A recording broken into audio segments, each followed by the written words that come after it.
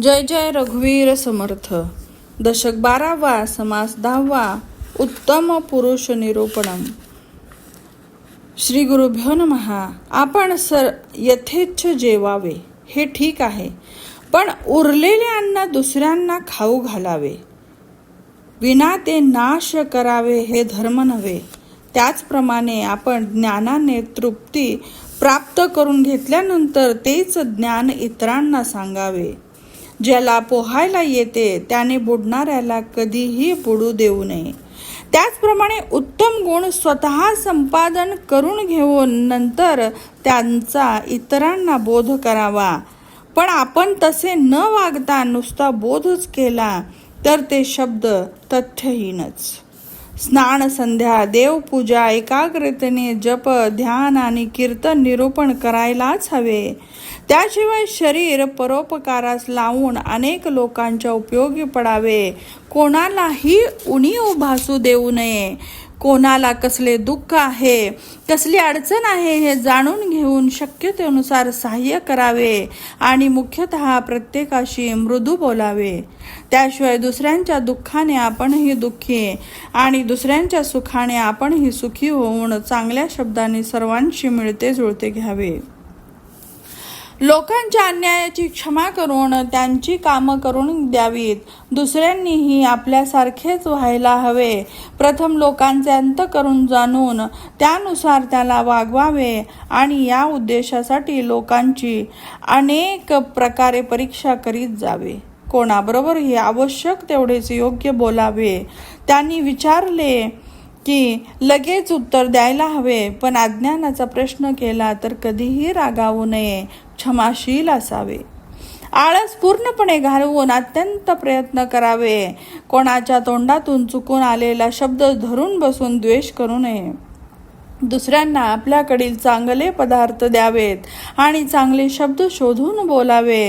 हे सर्व करीत असताना आपल्या प्रपंचाकडे दुर्लक्ष न करता जागरूकपणे संसार करावा. असे आपले कर्तव्य करीत असला तरीही ते सर्व नश्वर आहे ही गोष्ट विसरू नये. त्यासाठी आपल्या मरणाची सदैव आठवण ठेवावी आणि ईश्वर भक्ती तत्परतेने करावी. असे वागून मृत्यूनंतरही कीर्ती राखावी. माणूस विचारपूर्वक वागू लागला की तो सर्वांना परिचित होतो आणि ते सर्व त्याच्याशी लीन होऊन वागतात. मग त्याला काय कमी? अशा श्रेष्ठ गुणांनी शोभणाऱ्यांचं पुरुष असे म्हणावे. त्याने भक्ती केली तरी परमेश्वर संतुष्ट होतो, पण अशा महात्म्याची दुर्जन लोक अत्यंत निंदा करतात. त्या प्रसंगी त्याने आपली शांती भंग करून न घेता त्यांच्याबरोबर मिळून मिसळून वागायला हवे. दुर्जनाबरोबर ही जुळते घेणारे साधू पुरुष धन्य होत. जास्त काय सांगावे. उत्तम गुणाने अलंकृत झालेला, ज्ञान वैराग्याने शोभणारा तोच जगात शाबासकी मिळवतो. पण हे साध्य होण्यासाठी त्याला स्वतःला कष्ट करावे लागतात. इतकेच नव्हे तर बऱ्याच लोकांकडून त्रासही सहन करावा लागतो. अशा प्रकारे झिजून कीर्ती राखणे हेच महत्त्वाचे आहे. कीर्ती हवी म्हटलं की सुख मिळणार नाही आणि सुखाकडे लक्ष दिले तर कीर्ती मिळणार नाही. विचाराशिवाय समाधान कोठेच नाही. दुसऱ्यांच्या अंतःकरणाला धक्का लागू नये आणि मुख्य गोष्ट कदापि विसरू नये. क्षमावंताला हानी नसते. त्याशिवाय आपले काम असो वा इतरांचे असो ते सर्व करावे. अशा प्रसंगी कामचुकारपणा करणे हे काही बरे नाही. चांगले बोलले तर सुख होते ही गोष्ट आपल्याला प्रत्यक्ष कळते म्हटल्यावर आपल्याप्रमाणे दुसऱ्यांनाही तसेच वाटते. ही गोष्ट लक्षात ठेवावी. त्याचप्रमाणे कठोर बोलले तर वाईट वाटते हे आपल्या अनुभवास येते म्हटल्यावर पुन्हा कठोर का बोलावे. आपल्याला चिमटा घेतला तर कळ येते. आपल्यावरूनच दुसऱ्यांचे सुख दुःख जाणून घेऊन त्यांना संतुष्ट करीत जावे. तसे न करता दुसऱ्यांना दुःख देणारी वाणी अमंगळच होय. ते कुठल्याही एखाद्या प्रसंगात आपला घात करते. जे पेरावे तेच उगवते. जसे बोलावे तसे प्रत्युत्तर येते. ही गोष्ट माहीत असूनही कर्णकटू बोलण्याचे कारण काय?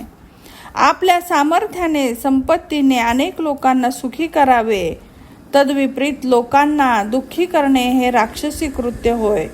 भगवद्गीतेत भगवान श्रीकृष्ण सांगतात, दंभ, दर्प, अभिमान, राग, कठोर बोलणे ही अज्ञानाची लक्षणं आहेत. ही गोष्ट लक्षात ठेवावी.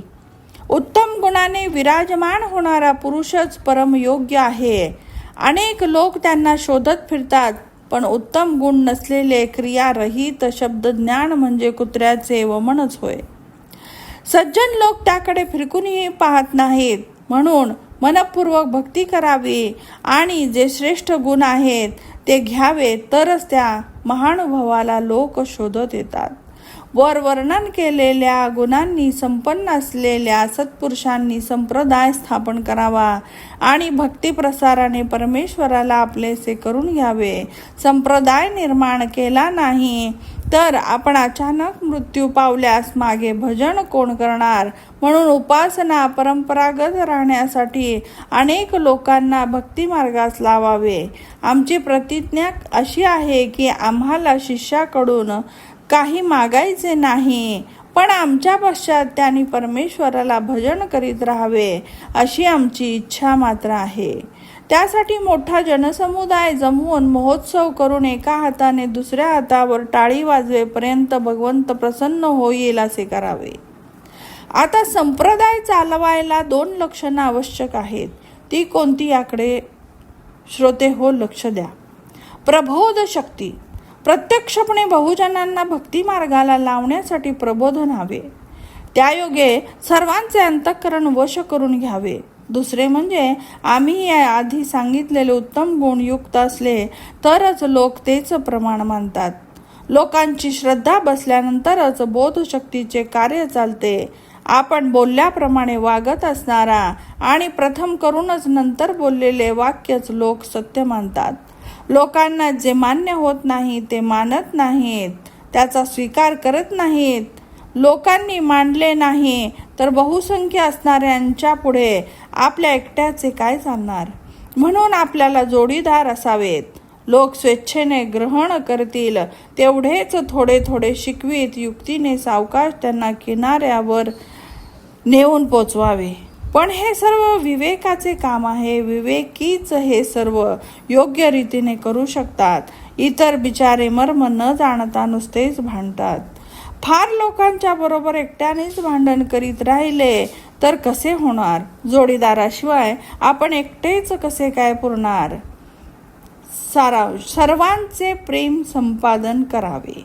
इति श्रीदासबोधे गुरुशिष्य संवादे 12 दशके उत्तम पुरुष निरूपणं नाम 10मा समासः समाप्तः. जय जय रघुवीर समर्थ.